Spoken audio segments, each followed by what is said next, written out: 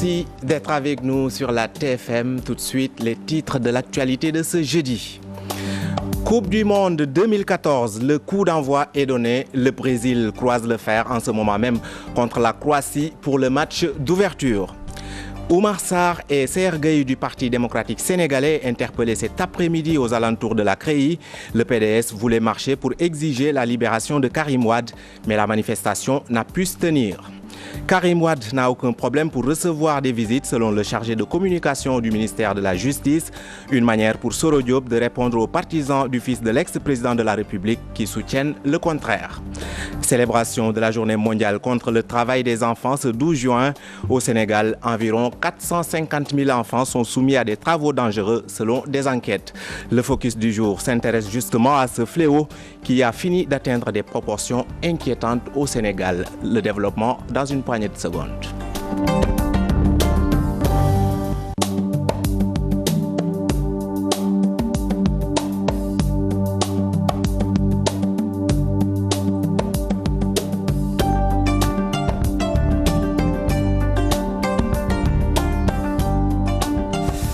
Bonsoir Léa Ndiaye. Bonsoir Ibrahima. Bonsoir à tous et bienvenue dans ce journal. Marche du Parti démocratique sénégalais cet après-midi. Oumar Sarr et Seher Gueye interpellés aux alentours de la CREI. Une marche qui n'a finalement pas eu lieu du fait d'un important dispositif sécuritaire. La police a dispersé tout rassemblement aux abords de la cour de répression de l'enrichissement illicite. Dissa Prera. Des policiers en faction, un important dispositif de sécurité aux alentours de la CREI. Les forces de l'ordre dispersent tout regroupement de personnes. Oumar Sarr et Seher Gueye du PDS embarqués. Pour les organisateurs, même si la marche est avortée, l'objectif est atteint. Non, on est là, tu vois, vous avez vu l'armée qui est là, qui nous a empêché de tenir notre comité directeur, comme on l'a annoncé. Mais néanmoins, nous allons le tenir, nous allons le faire ici au niveau de la CREI. Mais il faut savoir une chose aussi, que notre objectif, c'est d'alerter l'opinion nationale et internationale que ce papier administratif qui nous permet de rendre visite à notre leader qui est en prison, Karim Wade, nous a été refusé, totalement refusé. Et maintenant, si nous sommes là, c'est pour, comme vous l'avez vu, politiquement, alerter les gens que très sincèrement, ce que les gens, au niveau du ministère de la Justice, ce qu'on dit, c'est archi faux. Les permis de Karim n'ont pas été délivrés. Dans la même perspective, Gallotal du PDS dégage en touche les propos selon lesquels c'est Karim Wade qui aurait demandé la limitation de ses visites. C'est archi faux. Karim est un Sénégalais. Karim a l'amour des Sénégalais. Il veut tout le temps voir tous les Sénégalais. Ce ne sera pas un Karim qui demandera aux autorités pénitentiaires d'arrêter ses visites. C'est archi faux. Le coordonnateur du Parti démocratique sénégalais, interpellé non loin de la CREI, serait toujours détenu au commissariat central. Karim Wade n'a aucun problème pour recevoir des visites, Ibrahima. Une déclaration de Soro Diop qui précise qu'aucune méthode n'est utilisée pour l'empêcher de recevoir des visites. Selon toujours Soro Diop, il en a reçu plus d'une vingtaine depuis le mois d'avril. Pour rappel, les partisans du fils de l'ancien président de la République soutenaient que l'administration pénitentiaire refusait toute visite à Karim Wade. Écoutons Soro Diop, il est au micro de Nafissatou Silla. Il y a de l'agitation politique, de la propagande politique pour faire croire que les autorités sont en train d'exercer une sorte de pression ou bien de truc sur Karim Wade. Il n'en est rien.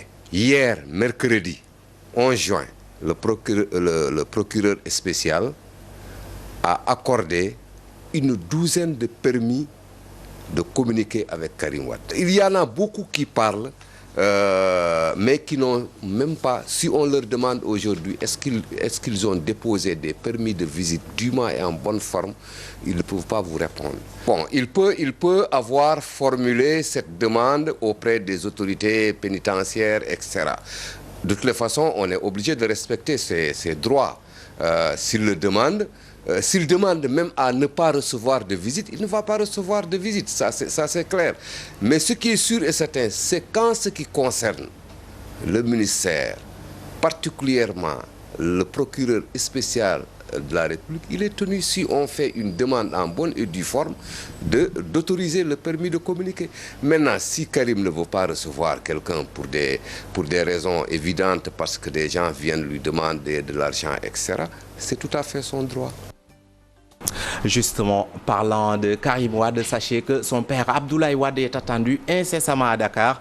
D'ailleurs, des responsables du Parti démocratique sénégalais sont à l'aéroport Léopold Sédar Senghor. Et puis nous parlons santé avec le virus Ebola, accueilli depuis hier au centre de santé de Colobane. Un malade a semé le doute sur la possible arrivée du virus au Sénégal. Ce jeudi, le directeur de l'établissement sanitaire pensait plutôt à une intoxication alimentaire. Comment la structure a pu gérer la situation du malade? Élément de réponse dans ce récit signé Chérif Dia. Les autorités sanitaires sont en alerte. Alerte due au cas suspect de ce ressortissant guinéen admis mercredi vers 18h ici au centre de santé de Colobane. Le jeune homme est âgé de 23 ans. Symptômes présentés, des vomissements et une diarrhée. Des prélèvements ont été effectués et envoyés à l'Institut Pasteur. Les résultats attendus cet après-midi. En lieu et place du virus Ebola, les responsables de la structure sanitaire soupçonnent plutôt une simple intoxication alimentaire, d'autant que l'état de santé du malade se serait nettement amélioré selon eux. Toutefois, le malade a été isolé en attendant son transfert au service des maladies infectieuses du centre hospitalier de Fann. Par ailleurs, le centre de santé a été désinfecté. Une équipe du ministère de la Santé, dirigée par le directeur de la maladie, a effectué une visite ici au centre de santé de Colobane. Elle est repartie rassurée en attendant les résultats. Et justement, Chérif Dia, les Sénégalais peuvent être rassurés. Il n'y a pas de virus Ebola au Sénégal. Ce Guinéen se porte bien. Écoutons le directeur de la lutte contre la maladie, Dr Idrissa Talla. Il est au micro de Fatou Kinedem. Jusque-là, c'est des rumeurs, puisque au moment où je vous parle, il se porte beaucoup mieux. La fièvre a cessé. On est en train d'appliquer un traitement symptomatique. Il ne vomit plus, il n'y a plus de diarrhée, donc nous pensons plus à quelque chose de différent. Néanmoins, la rigueur scientifique exige que nous explorions cette piste jusqu'au bout. D'autant que cela nous permet d'éprouver notre dispositif de riposte. Dans quelques moments, on va pouvoir vous dire, n'est-ce pas, si c'est confirmé ou non. Et naturellement, ce sera une voix beaucoup plus autorisée que la mienne qui va monter au créneau. Mais jusque-là, franchement, il n'y a rien, c'est des rumeurs. Il n'y a pas d'Ebola au Sénégal. Revoir la pénalisation de l'usage de la drogue en Afrique de l'Ouest, un objectif pour la Commission ouest-africaine sur les drogues. Prendre en charge les consommateurs grâce à des structures sanitaires adaptées, c'est la solution qui émane du rapport de la Commission après 8 mois de recherche. Compte rendu, Fatima Taba, Tierno Laurent Mendy. Ouest-africains invités à revoir leur loi sur la consommation de la drogue, une proposition de la Commission ouest-africaine sur les drogues qui veut même aller plus loin en militant pour la décriminalisation de l'usage de la drogue. We are talking of drug use. Les usagers de la drogue ne devraient pas être considérés comme des criminels. Il urge de réformer les législations contre la drogue en Afrique de l'Ouest. On ne cherche pas à encourager la consommation des drogues, mais au contraire, évidemment, c'est pour cette raison que, pas seulement ici, mais ailleurs, les politiciens n'osent pas confronter ce problème. Ce qui est aussi important, il faut comprendre que dans certains États, les gouvernements dépensent beaucoup plus d'argent pour emprisonner des gens que pour l'éducation. Kofi Annan et compagnie proposent la création de structures adaptées pour une prise en charge des usagers. Tackling the impact of drugs. Nous croyons qu'il faut mettre sur pied des structures adaptées pour le traitement des usagers de drogue. Il faut aussi l'implication de la société civile pour sauver nos jeunes et nos sociétés. And harm reduction in West Africa. Le trafic de drogue en Afrique de l'Ouest en passe de compromettre les acquis démocratiques. La région devrait renforcer la sécurité de ses frontières pour empêcher le transit. Nos frontières sont poreuses, c'est ce qui facilite le transit de la drogue en Afrique de l'Ouest pour l'Europe. Ce n'est pas bon pour notre démocratie, cela fragilise nos États. L'Afrique n'est ni un grand producteur de drogue, ni un grand consommateur également. Ce sont là les conclusions du rapport de la Commission ouest-africaine sur les drogues, fruit de 18 mois de recherche. Les États sont appelés à prendre en compte ces conclusions. Parlons à présent de la polémique autour de la réfection des routes à la cité avion de Ouakam. Les populations ont décrit les désagréments dus aux travaux de la Sotracom. Pour les riverains, les chantiers qui bloquent le trafic sont politisés. Faux rétorque la dite société. Alioukan. Les habitants de la localité s'insurgent contre le blocage des allées par des dunes de sable. Une situation qui leur cause des dommages depuis quelques semaines. Pour réparer 200 mètres, franchement, je ne pense pas que ça doit prendre pour 2 mois pour réparer ces routes-là. Et ces routes, elle est la route centrale. Tout récemment, il y a une fille qui a été heurtée par une voiture. Et là, c'est désolant. Si tu descends au croisement de Ouakam, à l'entrée de Ouakam, tu es obligé de marcher avec tes bagages jusqu'à l'arrivée de ta maison. Et ça va te faire 2 ou 3 kilomètres pour accéder dans ta maison. Depuis 5 ans, les riverains disent solliciter la réfection de la voirie pour juguler les inondations récurrentes. Ils soupçonnent une politisation des travaux en cette veille des élections locales. Depuis 5 ans, on a tout fait. Et depuis 5 ans, ou plus même, rien n'a été fait. C'est à 1 mois des élections qu'ils vont réparer ces routes-là. Voyez-vous, est-ce que vous trouvez que ça c'est normal? Mais la campagne déguisée ne marchera pas ici à Ouakam. Les gens choisiront la personne qu'ils veulent pour l'élire le jour des élections. Le gestionnaire des chantiers de Sotracom refute ces accusations et argumente. On ne peut pas réaliser ces travaux-là sans barrer la route pour au moins demander aux automobilistes de ne pas accéder au chantier. Ça, c'est un minimum. Dans tout chantier, il y a des barrières. On dit attention travaux, c'est du béton armé qu'on met pour exactement une bonne circulation des eaux. Parce que ici, les eaux passent, il y a beaucoup d'eau qui passe par ici. Précision, d'autres habitants de Ouakam Cité Avion se disent satisfaits de ces travaux, même s'ils causent des désagréments aux riverains. Célébration de la journée mondiale contre le travail des enfants ce 12 juin au Sénégal. Environ 450 000 enfants sont soumis à des travaux dangereux. C'est ce qui ressort d'enquête effectuée en 2005 à Kédougou. La situation est grave avec l'extraction de l'or, un secteur qui utilise bon nombre d'enfants. Une rencontre s'est tenue ce matin pour plaider la cause des enfants. Aminata Mbaressaou et Modou Diop nous font le point. Les sites aurifères, une zone dangereuse pour les enfants.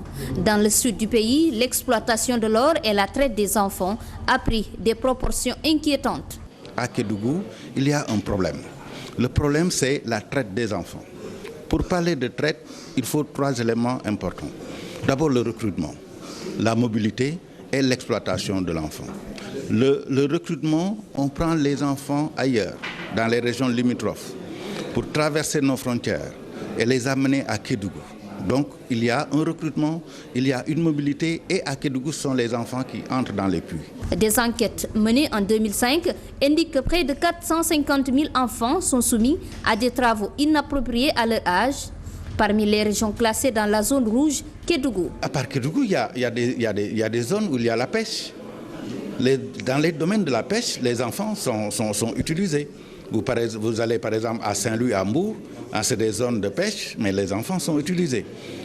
Il y a des enfants qui sont utilisés dans le domaine de l'artisanat. À l'occasion de la journée mondiale contre le travail des enfants, les acteurs sensibilisent. Pour créer les conditions d'une lutte efficace, le ministère de l'Éducation nationale, à travers la loi d'orientation scolaire, a fixé ce qu'on appelle un peu l'obligation scolaire jusqu'à l'âge de 16 ans. Le Sénégal a ratifié des conventions sur la protection de l'enfance, mais le travail des enfants continue de sévir. Coupe du monde de football 2014, le coup d'envoi est donné. Brésil joue en ce moment même contre la Croatie. Les Lions de la Teranga, ce qui n'empêche pas les Sénégalais de suivre la compétition.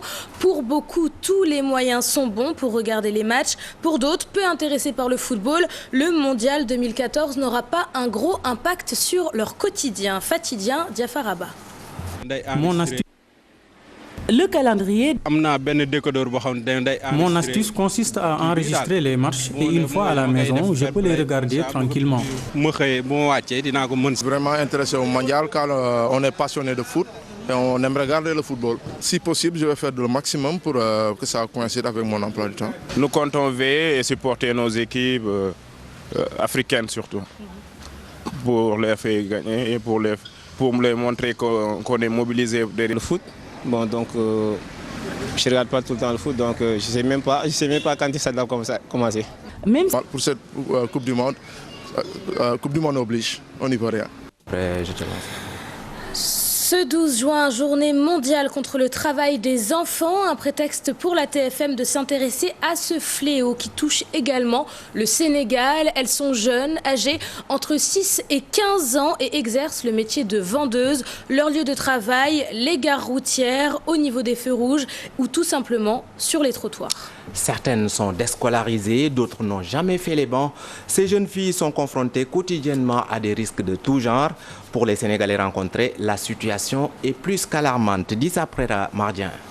Des enfants vendeurs dans les rues, sur les trottoirs, devant les feux à Dakar, une image presque banale, un constat regrettable pour bon nombre de Sénégalais.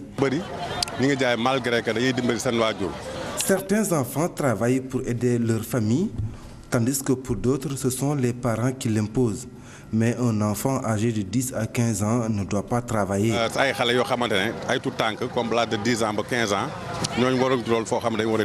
Ma pensée, c'est que c'est un peu tôt pour ces enfants.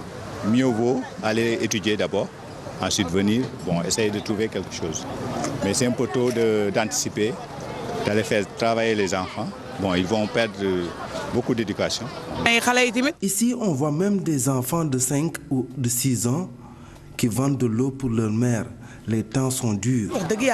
Tous sont unanimes, la place de ces enfants, ce n'est pas la rue. Certains estiment même que ces petits sont exposés à toutes sortes de dangers. Ça dit que là, les risques sont assez grands. Parce que là, déjà, un enfant qui traîne dans la rue, il est souvent susceptible d'être entraîné dans de mauvaises actions. Les enfants courent beaucoup de dangers. On entend parler souvent de sacrifices ou d'actes malsains. Cela est valable aussi bien chez les garçons que chez les filles.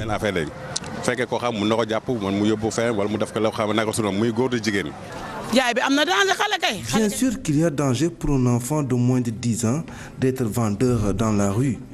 Il y a ici de tout petits enfants qui travaillent. Ils nous font même pitié. Le travail des enfants, surtout des jeunes filles, un mal longtemps décrié, une situation qui mérite davantage d'égards de la part des autorités. Et nous nous rendons à Fass Premier, un quartier de la capitale où beaucoup d'enfants exercent un métier difficile, menuiserie, mécanique. La plupart d'entre eux sont illettrés et voudraient aller à l'école. Fatidien, Modou Diop.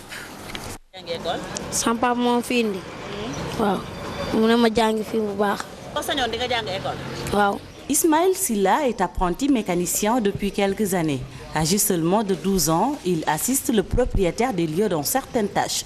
Dans ce garage mécanique, nombreux sont des enfants qui y travaillent.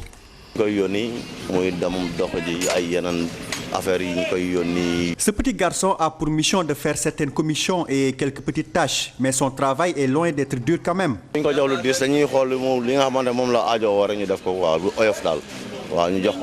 À quelques encablures de ce garage mécanique, l'atelier de Malik Sen. Pour cet ébéniste, la pauvreté peut être la source principale du travail des enfants.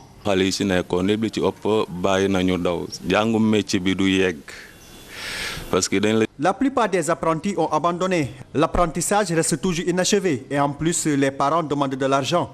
Il y a un âge pour apprendre un métier et un autre pour aller à l'école. Et les enfants âgés de moins de 10 ans doivent aller à l'école.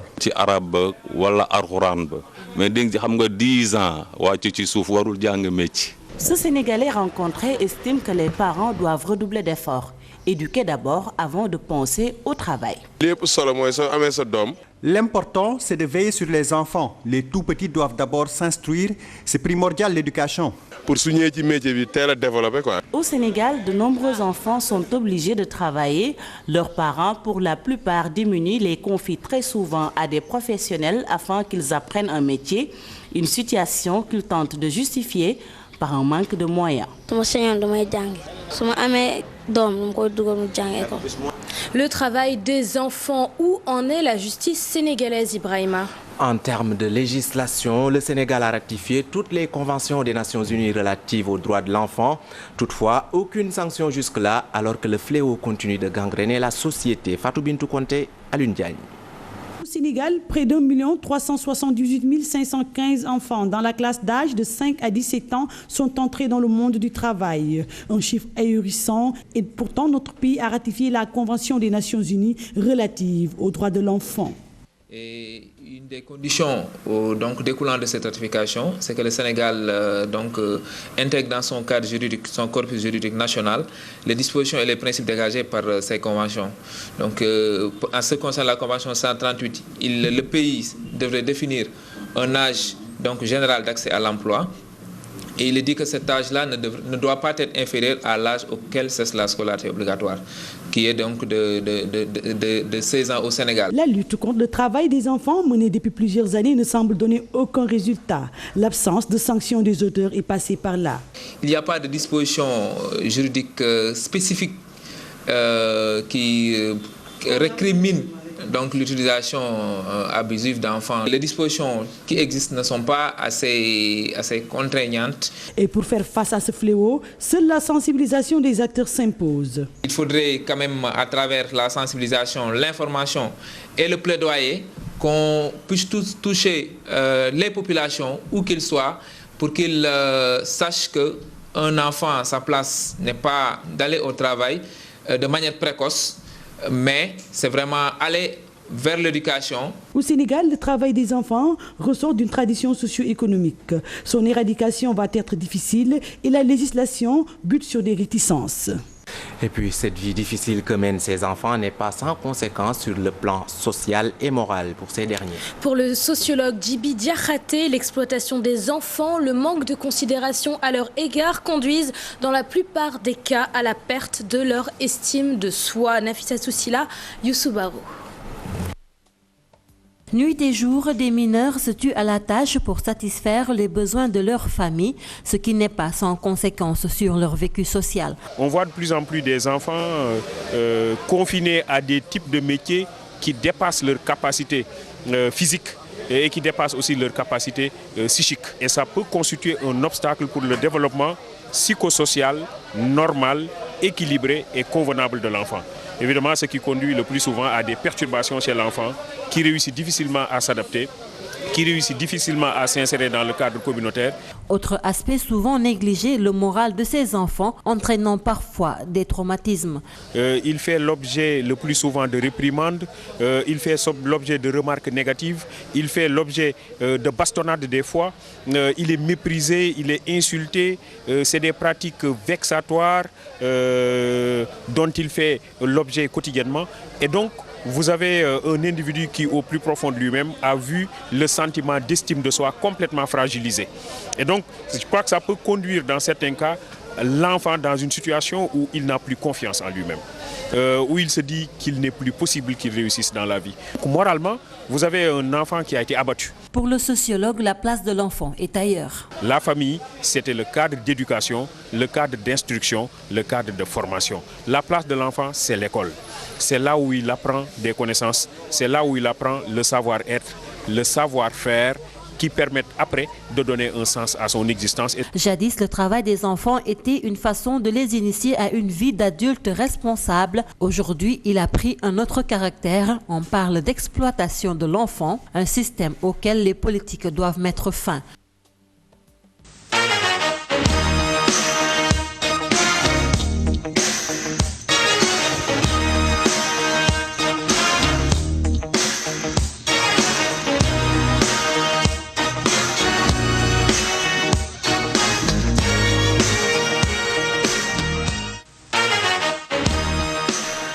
L'actualité sportive dominée par la Coupe du monde de football au Brésil, nous y sommes déjà.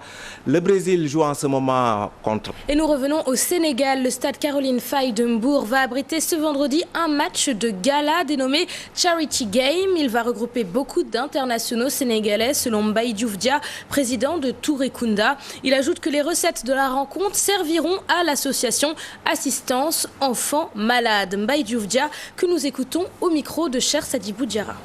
Par an, première prise en charge de 24 heures pour tous les enfants malades, je crois que c'est assez important. Donc elle a un travail exceptionnel et ma fierté était d'avoir accepté le principe avant de connaître que c'est elle qui était derrière. Donc je crois que rapidement briefé, je crois qu'il n'y a pas pour chose à dire, c'est que tout le monde puisse assister, apporter. Je crois que les dons, Bamba y reviendra. Je crois qu'on a reçu déjà énormément de dons. Le parrain de cette saison, c'est Moudou Sougoudaer qui est parti voir la pouponnière avec 1 500 € en moins de 1 500 000. Je crois que déjà, ce qui manque en lait, en couche, en sucre, Henri a déjà fourni pour 1 mois. J'étais à faire de ce projet un concept annuel qui se déroulera chaque fois par année à Dakar et à Mbour. Je crois que nous pourrons au moins engager 6 000 à 7 000 à 10 000 €. Nous avons déjà énormément d'internationaux qui ont promis d'être là. Je crois qu'ils l'ont fait depuis 10 ans. Et si nous poussons tous ensemble, je crois qu'on pourra apporter chacun à ce qui le concerne quand même sa pierre à la contribution de ce projet qui est un projet très noble. Basketball à présent avec la deuxième journée des playdowns chez les filles. Mbour Basket Club est venu battre Guédiawaye BC 51 à 49. C'était dans l'un des 2 premiers matchs dans la nouvelle stade de basket à Guédiawaye. L'entraîneur de Mbour FC, Badouba, parle d'une victoire négociée alors que son homologue de Guédiawaye BC, Eliman Diouf, regrette le manque de maturité de ses protégés. Suivant la réaction des 2 coachs, ils sont interrogés par Cheikh Sadibou Diarra. Je suis venu avec une situation un peu tendue. J'ai quitté Mbour, je viens de prendre l'équipe ce soir. Ce soir même, avec une équipe vraiment démembrée, mes meilleurs sont restés là-bas. Donc j'ai négocié pour gagner ce match, c'était important, à l'extérieur. Ça s'est joué intelligemment, il fallait sauter sur une occasion qui s'est passée. J'ai gardé un temps mort qui m'a donné vraiment cette victoire. Et j'ai mis une stratégie en place qui a marché. Oui, on a perdu au bout du fil. C'était un très bon match parce qu'on en voulait, parce qu'on savait les enjeux du match. Bien vrai que l'écart est étriqué, 1 point d'écart.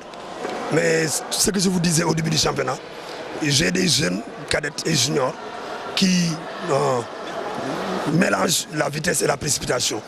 À un moment donné, à 15 secondes de la fin, on menait d'1 point d'écart. Les consignes que j'avais demandé aux gosses de faire, ils n'ont pas respecté les consignes. On a payé les pots cassés.